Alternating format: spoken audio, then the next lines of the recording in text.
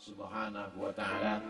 Ala fil jasadi mudghah, ketahuilah di dalam jasadmu itu ada segumpal. Idza saluhat, kalau dia baik, saluhal jasadu kulluh, yang lain ikut menjadi baik. Wa idza fasadat, kalau dia rusak, fasadal jasadu kulluh, yang lain ikut menjadi rusak. Di mana dia?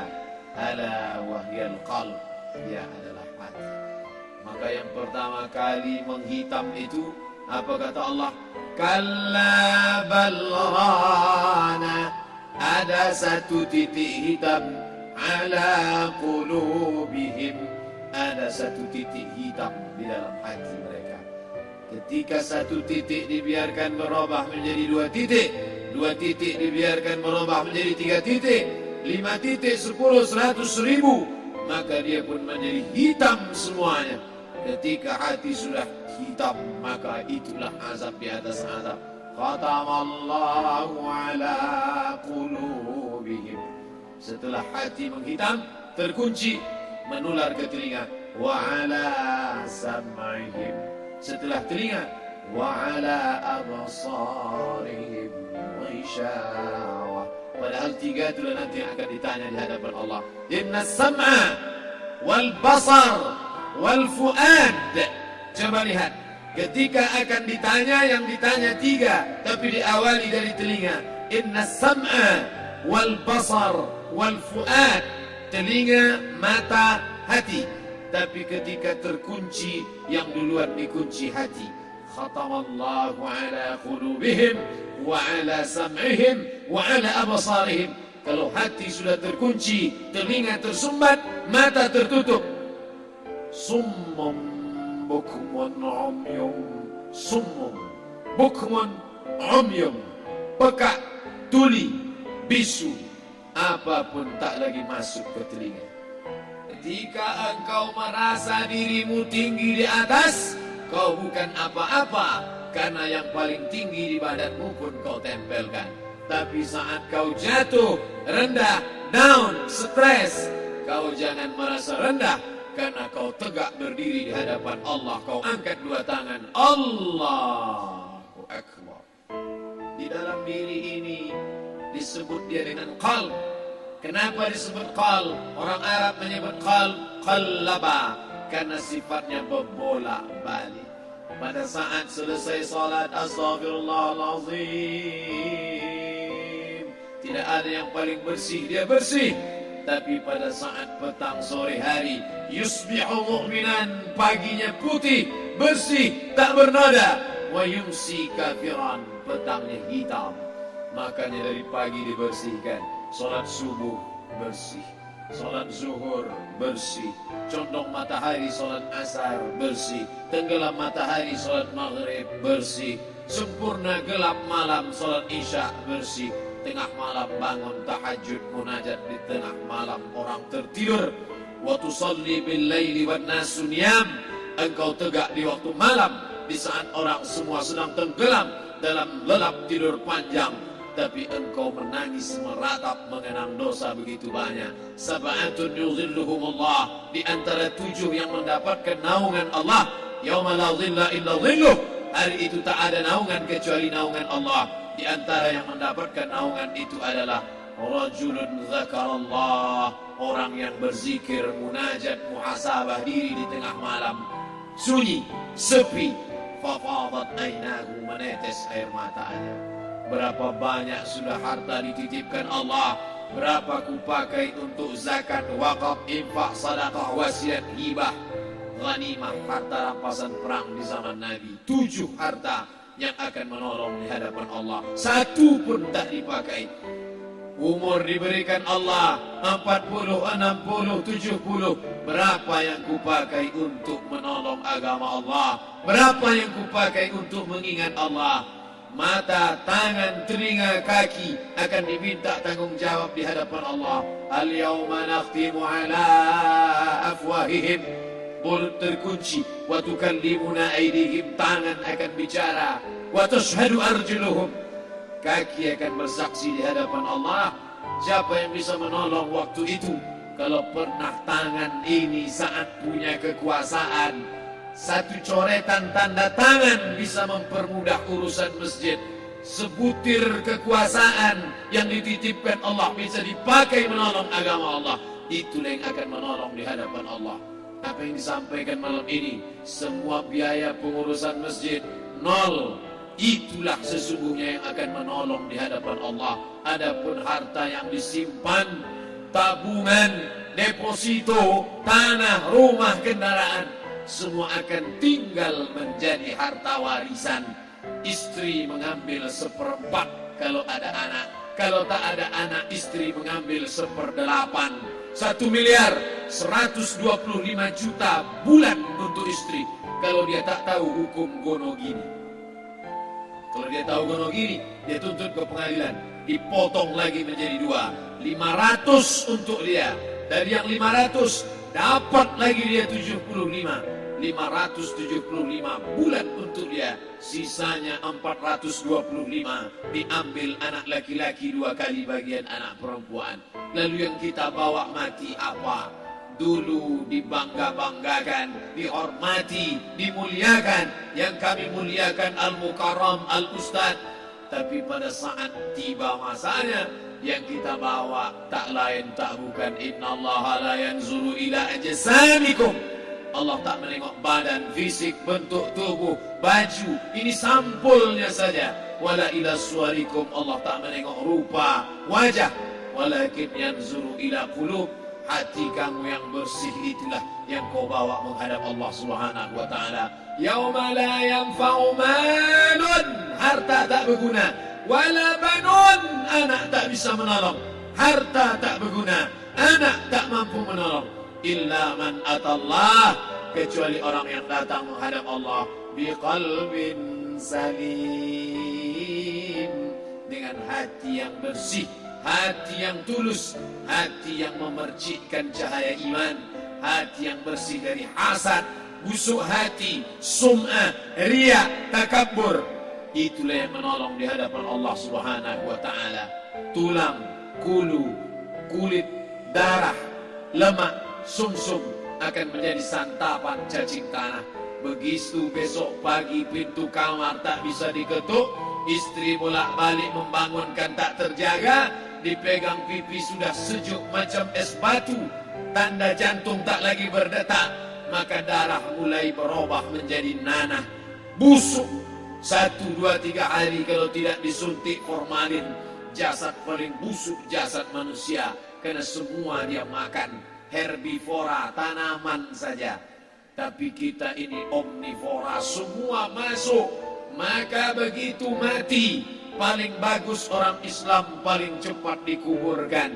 Selesai acara pemakaman, habiskah masalah, muncul masalah baru. Disitulah kita baru sadar. Apa kata Imam Ali radhiyallahu anhu?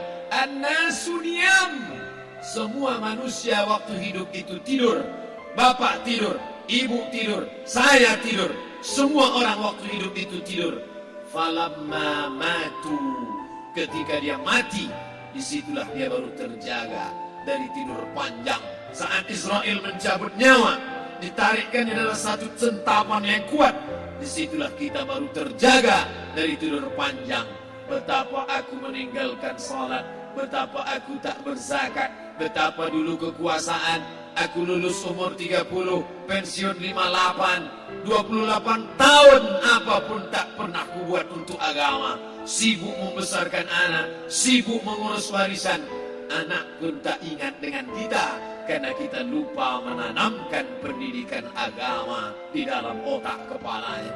Andai dulu pernah dia dibawa ke masjid, andai dulu pernah dia dibawa umrah, andai dulu dia dimasukkan SD IT, SMP IT, SMA IT, Islamic Boarding School, dibawa ke masjid, takkan dia lupa mendoakan selesai sholat, Rabbil firli wali walidayya warhamhuma kama rabbayani saghira. Harta yang banyak tak sempat menolong agama Allah. Anak tunggal semata wayang tak sempat dididik agama. Istri meninggalkan dalam keadaan stres susah hatinya karena dia tak diajarkan sabar menerima ridha ketetapan takdir Allah. Dan paling celaka, Tak pernah anggota tubuh ini dipakai untuk berzikir, muhasabah, mengingat Allah. Tak pernah mata dipakai menengok Quran, kitab suci Allah. Tak pernah dipakai hati merenung sejenak, apa yang akan kubawa mati menghadap Allah Subhanahu wa ta'ala. Bagaimana kita merenung sejenak? Abdul Somad, engkau berhadapan dengan para pegawai Badan Pertanahan Nasional Provinsi Riau, berkumpul 12 kabupaten kota. Ini orang-orang ngurus tanah, dari dalam tanah naik ke atas tanah, ngurus tanah, ngurus tanah, ngurus tanah, masuk ke dalam tanah. Abdul Somad dari dalam tanah naik ke atas tanah, ceramah, ceramah, ceramah, ceramah, ceramah, masuk balik ke dalam tanah. Yang kau bawa apa? Baju koko tinggal, peci tinggal, pakaian kehormatan tinggal. Yang tentara, belum pernah saya diundang. Ustadz besok datang takziah, bapak tentara meninggal, tahu-tahu kain kafannya loreng. Tak ada. Yang kau bawa kain tidak berjahit, disobek, kerak. Itu yang akan menyampul kulitmu, yang selama ini kau dimandikan, dibersihkan oleh ibumu dulu 60 tahun yang lalu. Sampai masanya kau lupa kapan kau dimandikan dulu. Sekarang ruh melihat, disebut dia ruh karena dia raha ya ruhu ruh, seperti aroma semerbak yang datang pergi hinggap. Ruh sampai masanya dia datang masuk ke dalam jasad. Ruh sampai masanya dia pergi meninggalkan jasad. Malam ini dimuliakan Al-Mukarram Haji Abdul Somad LCMA. Kenapa Abdul Somad ini dimuliakan? Karena ruh hinggap sejenak sebentar, sampai masanya besok pagi dia ruh keluar dari dalam tubuh ini. Anak yang katanya ayahku sayang, istri katanya kaulah abang, sampai masanya mereka tak lagi mau mendekat. Rumah itu saya yang buat, saya yang mengukurnya. Tapi begitu ruh sudah keluar dari badan, tidak satu pun semeter, sesenti, sejengkal, seasta ada tempat di rumah itu untuk jenazah bernama jenazah Abdul Somad. Dulu orang bertanya, rumah Ustadz Somad di mana? Hari ini orang tidak lagi bertanya, tak lagi menyebut nama. Orang sudah mengatakan kuburnya mana. Dulu kalau dia masuk masjid, didatangi orang, disalami orang, mahasiswa, anak-anak, remaja mencium tangannya sebagai tanda hormat.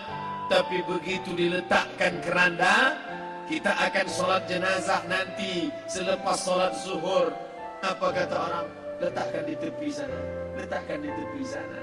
Tak satu pun mau mendekat, letakkan dia di sana. Bahkan sebagian mengatakan dalam masjid, letakkan dia di luar. Dia tidak disebut engkau yang mulia, tidak digunakan kata ganti orang langsung. Letakkan dia di sana. Bahkan sebagian tak lagi, padahal tempat paling mulia sebelah kanan, orang tak lagi mau di kanan, mulai dia menjauh ke kiri. Kenapa kau ke sana? Takut aku mimpi hantu nanti malam. Mana kawan, sahabat, andai tolan, anak menantu, teman sekantor, semuanya pergi meninggalkan. Yang tetap dibawa, kalau pernah kaki melangkah sholat berjamaah di masjid, kalau pernah tangan mengusap kepala anak yatim, kalau pernah tangan mengucap subhanallah. Nanti di akhir tausiah kita akan berzikir, munajat, muhasabah diri, berdoa, mengenang apa yang akan kita bawa menghadap Allah Subhanahu wa ta'ala. Datang malaikat membawa kain kafan dari cahaya, akan menyambut ruh yang mulia. Hadis riwayat Ahmad bin Ambal dalam kitab Al-Musnad. Turun malaikat berlomba-lomba membawa kain putih dari cahaya, menunggu ruh akan keluar. Ruh menetes seperti embun di ujung daun. Daun tidak bergoyang, ranting tidak patah. Ruh menetes pelan turun ke dalam kain kafan, dibawa malaikat ke pintu langit. Tak sabar mereka menyambut. Inikah dia yang selama ini berjamaah? Inikah yang dulu ketika dititipkan kekuasaan menolong agama Allah? Kam min masyhurin fil ardi walam yakun ma'rufan fis sama. Berapa banyak yang masyhur terkenal di bumi, malaikat tak mengenal dia. Ini roh siapa? Tapi ini bukan LCMA, dia bukan ustadz, dia bukan ulama, tapi imannya dalam. Kekuasaan dipakai menolong agama Allah, ruhnya keluar di bawah. Semua malaikat mengucapkan salam. Inilah orang yang selama ini kami tunggu-tunggu. Catatannya sudah lama. Setiap pagi petang malaikat subuh membawa catatan namanya, malaikat malam membawa catatan namanya. Kami merindukannya. Begitu orang-orang yang masyhur di langit tapi tak dikenal makhluk bumi. Tapi ada sebaliknya, yang rohnya disentapkan, ditarik malaikat dengan begitu tarikan yang sangat kuat. Nabi bertanya saat Isra Mi'raj kepada mereka yang sudah mati ribuan tahun yang lalu, apa yang kalian rasakan? Yang satu mengatakan seperti tebasan pedang di tempat yang sama beratus kali. Yang satu mengatakan seperti kambing yang dikuliti hidup-hidup. Yang satu mengatakan seperti mata kail pancing ditarik dari kulit yang basah. Maka kita berdoa setiap selesai salat, Allahumma hawwin alaina, ringankan kami ya Allah, fi sakaratil maut, di saat sakaratul maut yang amat sangat menyakitkan itu. Dan mereka yang pergi tak pernah kembali, mereka yang mati tak pernah bercerita, kecuali hanya kepada Sayyidina wa Maulana Muhammad sallallahu alaihi wasallam. Di saat malam pertama di tempat yang gelap, di tempat yang tak pernah diimpikan oleh orang, tapi kita tetap melewati dan merasakannya. Perlahan-lahan cacing tanah, ular-ulat kalajengking akan menggerogoti kulit yang selama ini dimandikan, selama ini dipakaikan sampo yang mahal, selama ini dioleskan pelembab yang lembut. Tapi ternyata sebelum roh keluar jasad, setelah keluar dia hanya akan menjadi santapan cacing tanah, hancur berkeping hari demi hari. Yang pertama kali membusuk adalah mata, karena dia berisi cairan. Cairan ini mengering, busuk dan berlubang. Lalu kemudian usus sebulan di dalam tanah, mulai dia menggelembung masuk angin dan dia meletus pecah. Cacing-cacing tanah mulai datang menggerogoti, memakan. Habis lemak, tulang, kulit, bulu, sumsum, darah, jantung, empedu, limpa, buah pinggang. Habis semuanya, tinggal tulang-tulang yang memutih, dimakan oleh tanah, ditelan oleh massa, sampai akhirnya Asi bin Wa'il membawa tulang yang kering itu kepada Nabi Muhammad, baginda Sayyidina wa Maulana Muhammad. Ya Muhammad, ayuhi rabbuka hadzal 'idham, sanggupkah Tuhanmu menghidupkan tulang yang kering ini? Nabi diam tak menjawab, sampai akhirnya datang Jibril alaihi salam membawakan wahyu. Qul, katakan kepada dia. Ayat ini dibaca malam Jumat. Bapak Ibu semua hafal, kita baca Qul yuhyiha alladhi ansha'aha awwala marrah wa huwa bikulli khalqin